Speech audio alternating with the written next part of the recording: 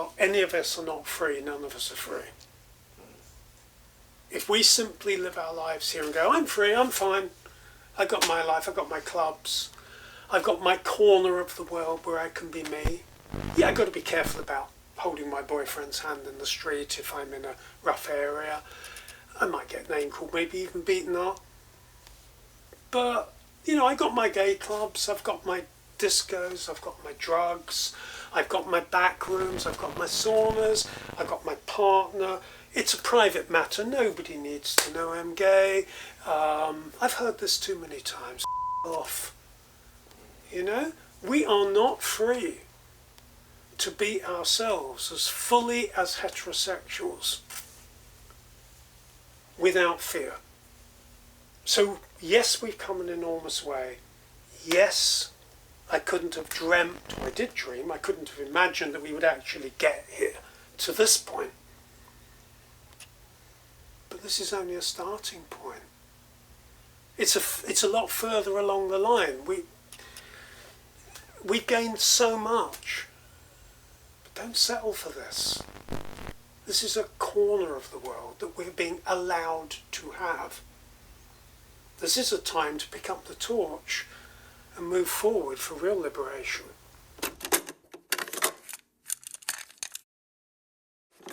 Pride, a word defined in the dictionary as a satisfaction derived from one's own achievements. But in recent years, the word has gathered much more attention in a different context, one that showcases the newly found confidence displayed by members of a typically marginalised group, celebrating their right to share culture, identity and experience in some pretty interesting ways. Now, the bloke you saw before is Geoff Hardy, member and avid supporter of LGBT Shrewsbury, and for many in the town, he's been a huge contributing factor to the evolution of this movement. But things haven't always been this way. LGBT history can be seen as far back as the 1st century, where the United Kingdom criminalised adultery among heterosexual and bisexual orientated men. But, you know, there was still a long road ahead. The first official gay pride wasn't until 1972. Recently, though, more advancements have been made. In 2000, the UK government lifted its ban on lesbian, gay and bisexual people serving in the armed forces.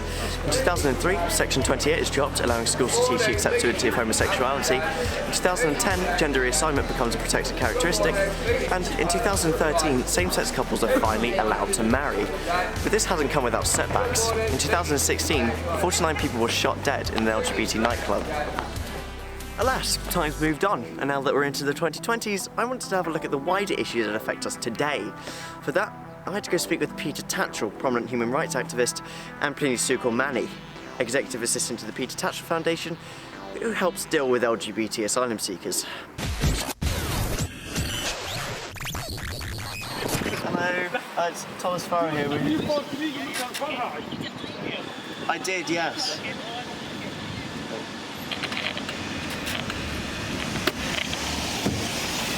Hello. Sorry about this. That's all right. Hi. Good to see you. I deal approximately with 200 cases or so per year. Out of that, I think we've got 150 around like that, LGBT asylum seekers, if not 100. Can it be quite upsetting then, personally, to read through people's experiences? Yes, it can be. It's always a very upsetting thing. Yeah. And we had Espoir, who's from Cameroon. She's quite happy to talk about her story, although she's always in tears when she tells about her story. I mean, it's terribly upsetting. She escaped Cameroon. Her girlfriend was attacked. They kissed somewhere, and somebody saw them, and a mob gathered. The people got her, beat her, took her to the police station. There, the policeman rape her in the station there to correct her. Her dad managed to bribe a policeman, she got out.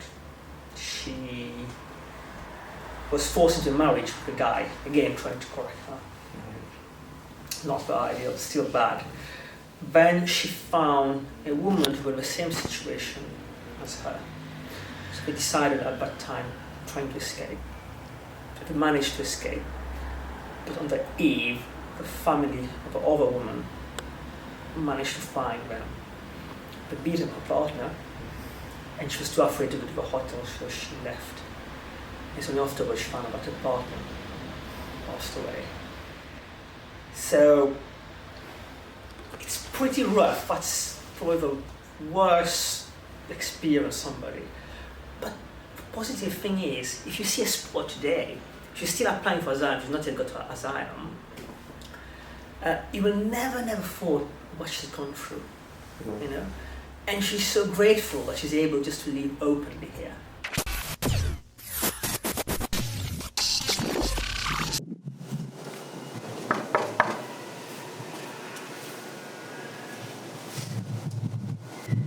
Is there a doorbell?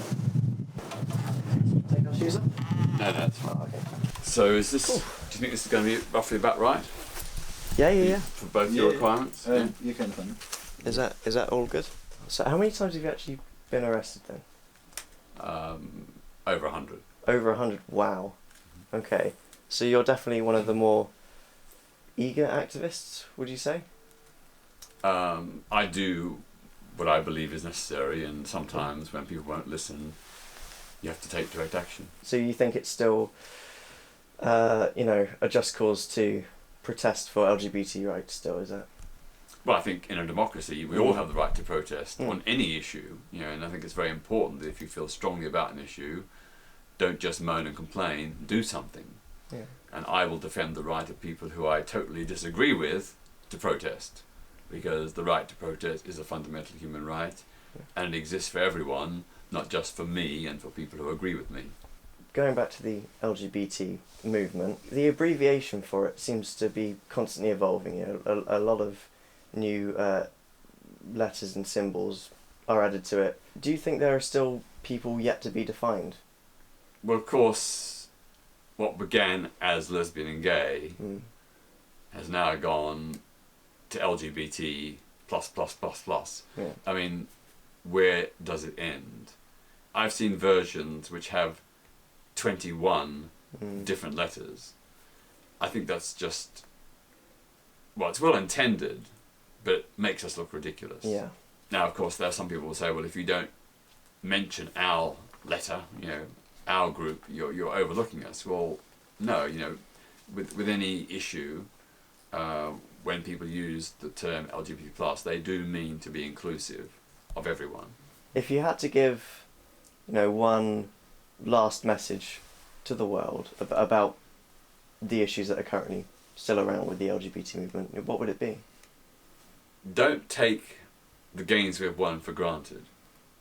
Don't assume that they will always be here.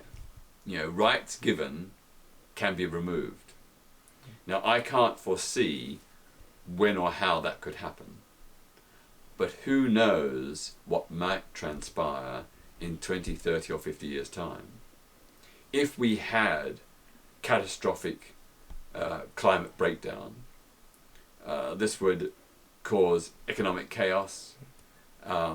It could create a circumstance where the rise of law and order, strong parties of the right could go hand in hand with demonisation and even persecution of minorities like LGBT plus people.